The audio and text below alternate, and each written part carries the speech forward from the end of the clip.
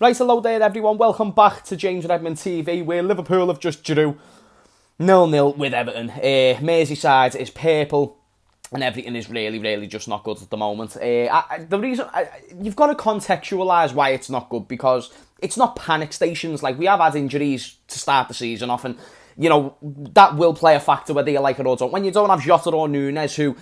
Are they as good as Mane? It doesn't matter. But they are the two main figures at this club in Klopp's eyes who are going to replace Mane. And they haven't been available. And today they came in. Núñez frustrated me, but he got chances. And Jota came on and basically got pocketed by Nathan.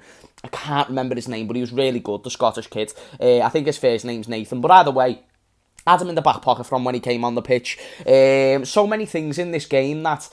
I think it's going to take time to improve performances and get more consistent results, because I think the only convincing game of the season was Bournemouth, and every single time Newcastle, who, good team, lot of fight, but they had a lot of injuries and they were still able to, for 98 minutes of the game, keep us in the result. And the referee weren't as generous with the time of consideration of Newcastle wasting time, then that game doesn't go on for 98 minutes and we don't get that result. So we're looking at a factor where we could possibly have only one win this season against Bournemouth, by the way. Did we just give all of our goals in that game or something? It's proper shit. But let me know what you think in the comments down below. Before I break into the Liverpool side of things, I suppose you've got to credit Everton, from the manager to the fans who are really good. You've got to give it to them, and the players for putting in the hard work. They look like, I know they're not getting the results, and I think that's mainly due to the lack of goals they're getting up front, but at the end of the day, they're playing much better than what they was last year. At least in this game, they looked a lot better. They looked a lot more compact.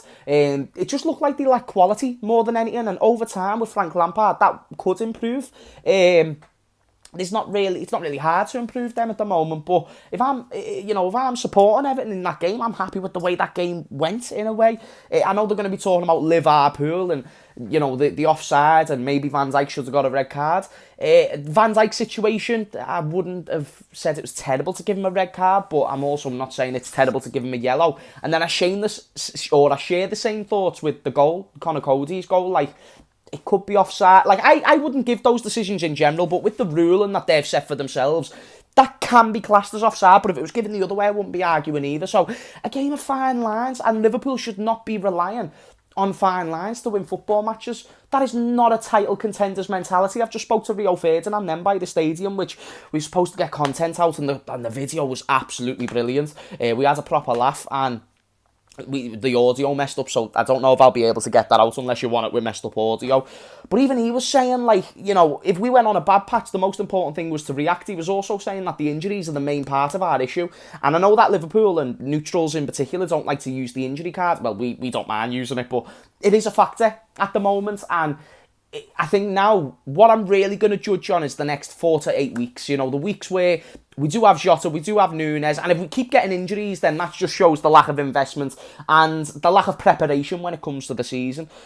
Today it showed. It's just no cohesion within the team. The passing was not there. Running into spaces, moving off the ball like what we was doing against Bournemouth. The intensity weren't there. We didn't want it as much as Everton did. Tactically, they had us sorted. Let's put all of our players, or the majority of our players, in a defensive system which is going to stop you from scoring goals, which worked. And then we're going to counter-attack you with Anthony Gordon and other players as well, which worked.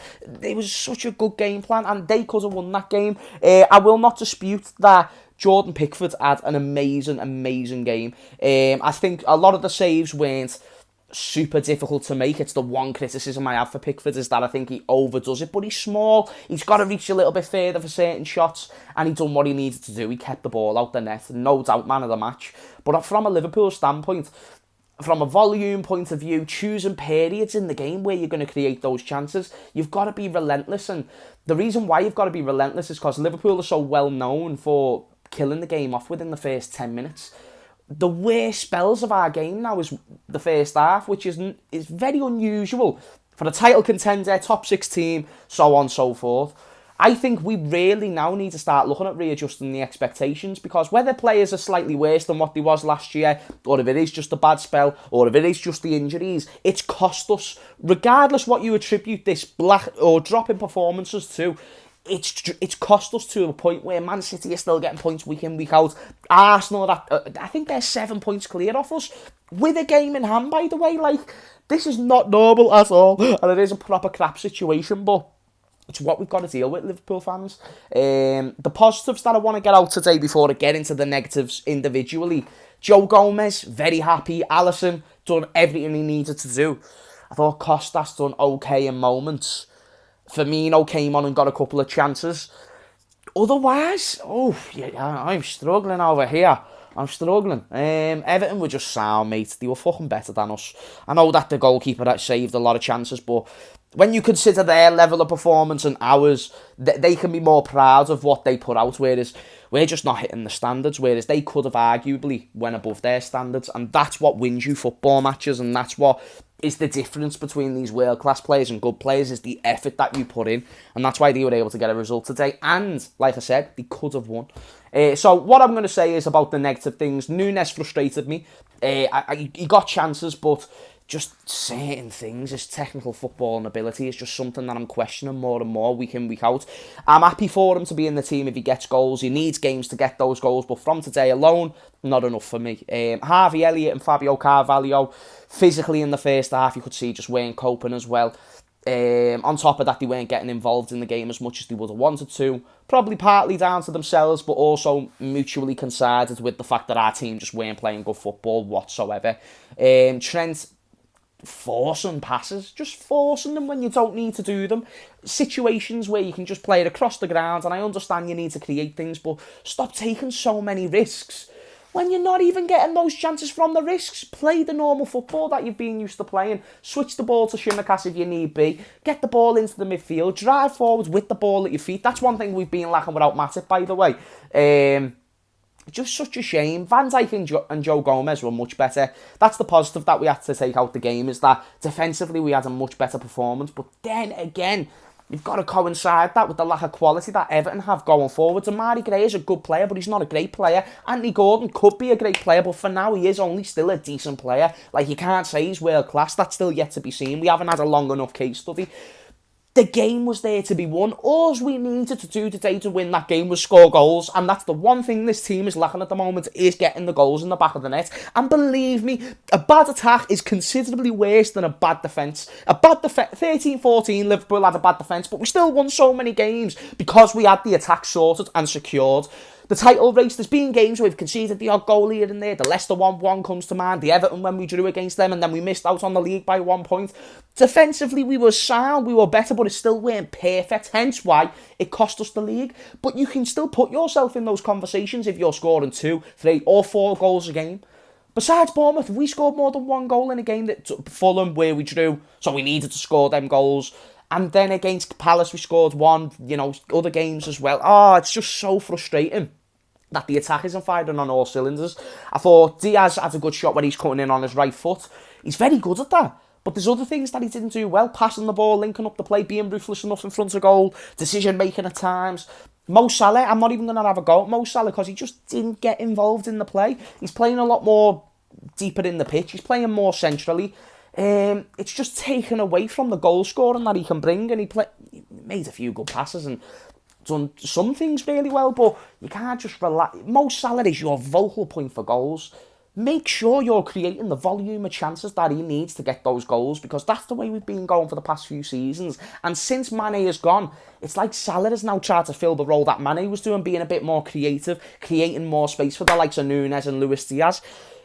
I get that Luis Diaz and Núñez can't do that, but neither can Salah. Salah, don't take away his main weapon, which is getting into the right positions at the right times. And I'm spitting loads in this video because I'm a Scouser for one, and then two, I'm just fuming, so my lips are just banging together more than usual. Pause. Either way, what I'm going to say is not good enough from Liverpool. Individually, I'm sure the players would agree with themselves, and we need to go out and improve again. And in my opinion, if there was a team that deserved to win, bar all the chances that we had and Pickford saves made, we never reached the standards of our performance that we should have. Everton went above their standards.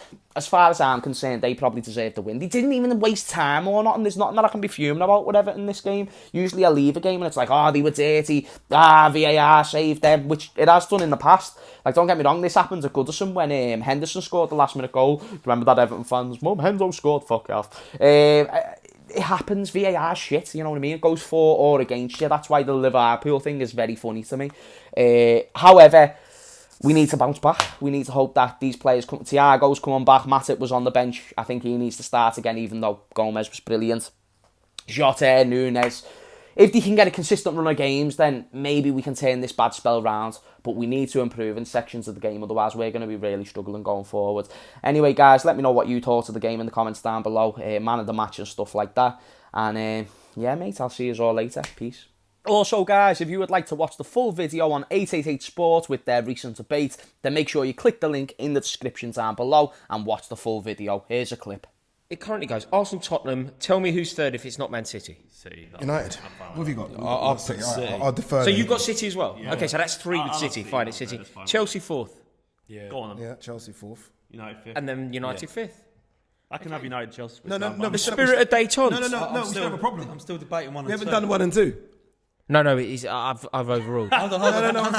I'm the guest. Yeah, you can't just overrule that. But you're making the guests don't make up rules. That's what you're doing. Because I'm the guest, so it's up to me. I'm sure that's not how it works. Being the guest works. I'm new here, and therefore it's my rules. Improving the first 11. Do you do that in people's houses? All the time, bro. Out of Arsenal and Spurs, who's improved their first 11 the most? Arsenal, it's non-negotiable. I can't understand why it's a debate. I can understand why it's a debate from Anthony because he can't even bring himself to write the word Arsenal. But I don't know what's going on with Addy.